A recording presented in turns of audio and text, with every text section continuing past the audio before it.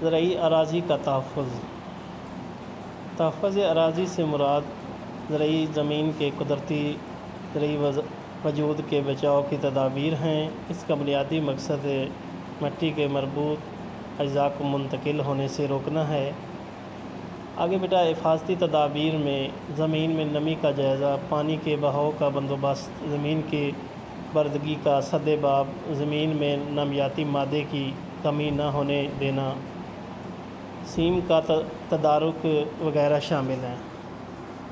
سب سے پہلے بیٹا ہم زمین میں نمی کا جائزہ لیں گے۔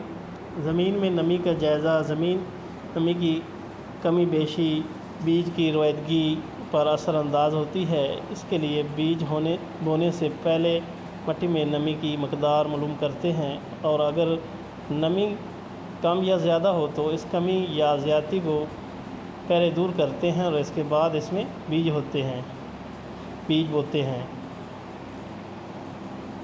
آگے بیٹا زمین میں نمی کی فیصد مقدار معلوم کرنا۔ جیسا کہ پیچھے ہم نے پڑھا تھا، فیصد فی ایکڑ بیج کا فیصد معلوم کرنا۔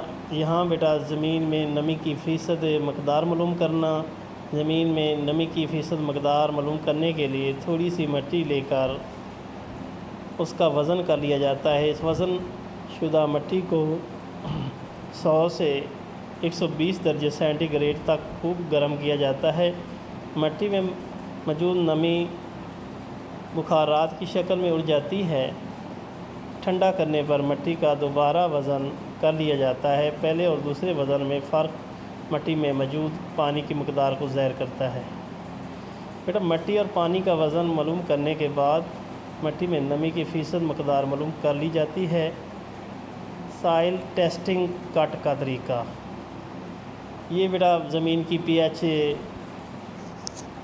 کو چیک کرنے کے لیے سائل ٹیسٹنگ کٹ سے زمین کے دو اہم خواص پی ایچ اور قابل حصول فاسفورس کی مقدار جو ہے وہ معلوم کی جاتی ہے۔ پی ایچ سے زمین میں موجود نمکیات کے حصول کا اندازہ ہوتا ہے۔ مثلاً اگر زمین کی پی ایچ 8 سے کم ہو تو زمین میں موجود غذائی اجزاء پودوں کے لیے مناسب مقدار میں موجود ہوتے ہیں۔